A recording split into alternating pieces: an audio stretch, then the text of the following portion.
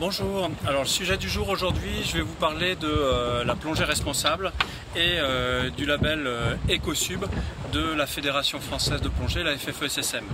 Donc plongée responsable, ça veut dire quoi? Ça veut dire tout simplement essayer de limiter notre impact néfaste sur l'environnement. Et Dieu sait s'il y en a, de par les bateaux qu'on utilise, de par les coups de palme qu'on peut donner sur le relief.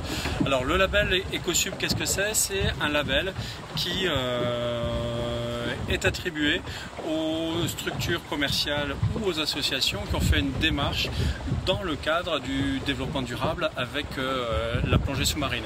Donc cette démarche, ça peut être des actions de préservation de l'environnement, ça peut être des actions de promotion de l'activité auprès d'un public qui n'aurait pas pu y accéder. Le développement durable, il ne faut pas oublier que ça s'adresse, ça repose sur trois axes, l'axe environnemental, sociétal et économique. Donc la SCA, la structure commerciale agréée FFESSM Aquadomia, a été la première en Provence à avoir le label Ecosub et j'en suis particulièrement fier.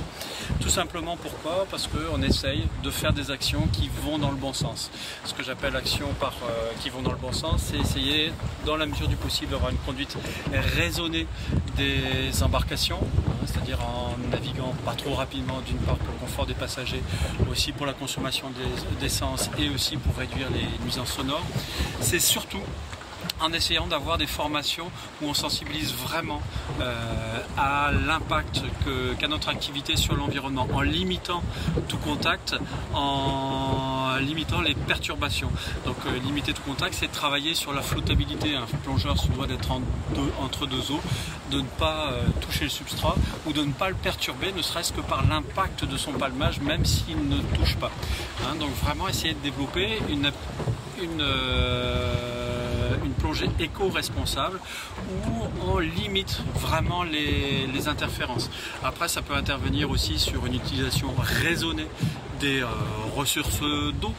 Tout simplement, on voit beaucoup de gens qui rincent leur matériel après chaque plongée.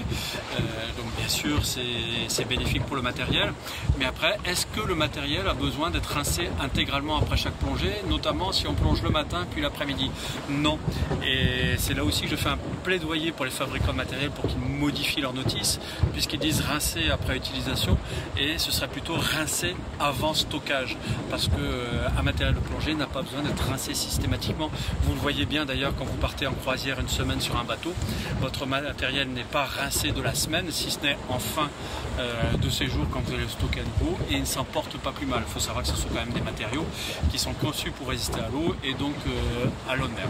Voilà les quelques petites actions qui sont faites dans le cadre du label Ecosub. Les actions que je fais aussi, c'est bien sûr la sensibilisation à la biologie sous-marine. Mieux connaître, c'est aussi mieux protéger. Et donc c'est ce que l'on fait dans le cadre de nos formations en biologie sous-marine, mais aussi dans le cadre de toutes les formations, à savoir essayer d'introduire des composantes de biologie sous-marine. Voilà, donc c'était pour vous présenter qu'est-ce que ça peut être que la plongée responsable, qu'est-ce que c'est que le label Ecosub de la FFESSM, tout simplement. Si vous avez aimé cette vidéo, cliquez sur j'aime. Si vous n'avez pas aimé, cliquez sur j'aime pas.